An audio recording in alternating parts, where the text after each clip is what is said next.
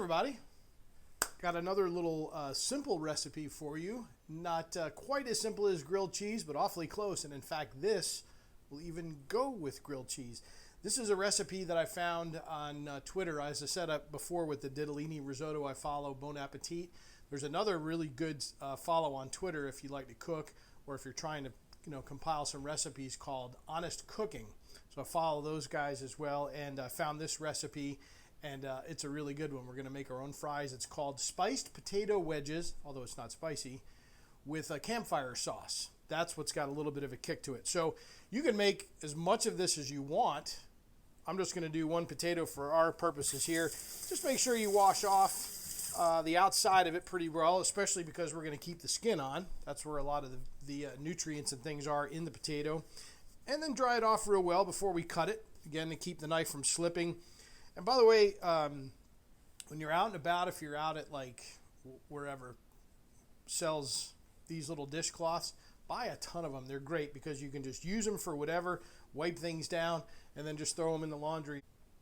All right, so now I'm just going to take these and basically just cut them up into wedges. So I'm going to slice this right in the middle, and then just gives you something, again, a little bit thicker to hold on to.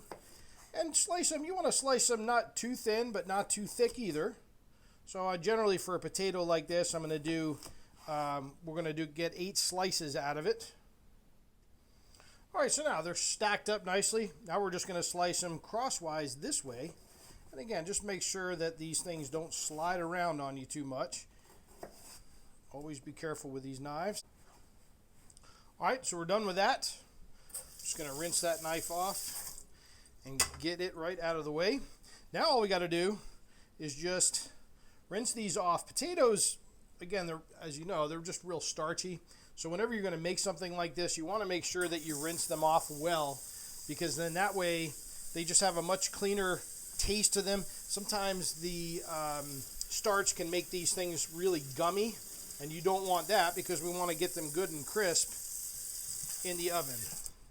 So again, that's why this little towel comes in handy. We're going to dry these things off, because what I'm going to do is I'm going to coat them with olive oil, and then with a couple of different spices and a little bit of Parmesan cheese. So you want these things to be dry, because as the old adage goes, oil and water don't mix, right? So you want the oil to be able to coat the fries, and if there's water on there, well, the oil won't have an opportunity to do that. And ultimately what we want is we want the oil to give this thing a nice little base coat, and then we'll put our mix on top of that. So we're just going to drizzle a little olive oil. And by the way, this is just a little bottle that I got from Bed Bath & Beyond with just a little spout on it. Just makes it easy to pour your olive oil. I will buy these, especially if like they're on sale. You can buy them for like 15 bucks as opposed to 25, and you know you're going to use them. So just buy a big one. Get yourself a little funnel. I got that in the automotive section of Price Chopper. And then whenever you need to fill this thing up, you just dump it in and off you go. So now we've got our potatoes that's got some oil on them.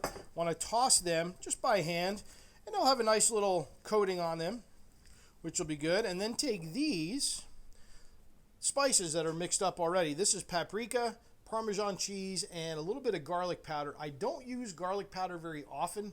I almost always would use fresh garlic, but for something like this, the garlic powder is nice because it gives it a nice little flavor, and it actually will coat the fries as they cook. And in the spirit of prepping everything before you really get going, these little dishes are nice. They're called ramekins, and they come in different sizes, as I'll show you with our sauce here in a second. But I have like 5 of these. They're like $1 a piece, and that way you can pre-mix all of your dry ingredients, and it just makes it a lot easier to execute. So I'm going to toss these up here pretty nicely. And then that way you can see, they've got a nice little coating on them here and there. And we're almost ready to pop these things in the oven. And this is parchment paper. I like this from the Honest Way Co-op because it doesn't have a lot of junk in it, a lot of chemicals and those types of things. So it's nice to be able to have that. And what you do is just take this thing, tear it off, and we'll put it right there on the baking sheet. And then that's it, man. We'll take these things and just lay them out. You want to try to space them apart as much as you can. because you want them to crispen up. If they're too close, with all the moisture that potatoes have in them, they'll steam. And you don't really want them to do that because that takes away from some of the crispiness, and that's really what makes these fries so good. So, I mean, you know, they can be touching here and there, but try to make sure that, you know, with our social distancing, we got to have fries social distance too, I guess. Get some equal time here. So we're just going to lay these things out. Scoop up any leftover spices and cheese that you have there on the bottom, and don't let anything go to waste. Just kind of pat them on there like that. All right, so these babies are good to go. I'm going to pop them in the oven, 400 degrees again, for about 15 minutes. And then we'll take them out, flip them over, and let them go for about another 15 minutes. But while they're going, we're going to make our campfire sauce. Very simple. A little bit of sour cream and a little bit of barbecue sauce. About 2 to 1, the sour cream to the barbecue sauce. I like this Cabot. It is relatively local because Cabot has farms in New York and in Vermont. And light sour cream, can't tell the difference between that and regular sour cream for the most part, especially for something like this. So just kind of eyeball it a little bit here and there. And then we're going to mix in whatever barbecue sauce you like. In the warmer months, I have my own, which I'll show you guys how to make. It's super easy, and you'll always have barbecue sauce on hand for whatever you need it for. But in a pinch, of course, there are some good ones that are on the shelves. Again, these are just my opinions and how I roll and cook and eat. Is just take a look at the ingredients. This Sticky Fingers is pretty good because it has water, tomato paste, sugar, vinegar, molasses, and salt, as opposed to some of the other more popular brands like Sweet Baby Ray's. A lot of people like it, that's fine, but the first ingredient is corn syrup. So just something to be aware of. And we'll just pour that in there, and you just kind of mess around with it to taste. As I said, generally about 2 to 1. Take your little whisk and just kind of whisk this all together. And then you can season it to taste. If it's got too much barbecue sauce in it, add a little bit more sour cream. And if you want it a little bit spicier, you can add some stuff to it. Again, that's the beauty of cooking, is that you can pretty much do whatever the heck you feel like doing. So there's our sauce. So when the fries are all done, as opposed to ketchup, we're going to have this.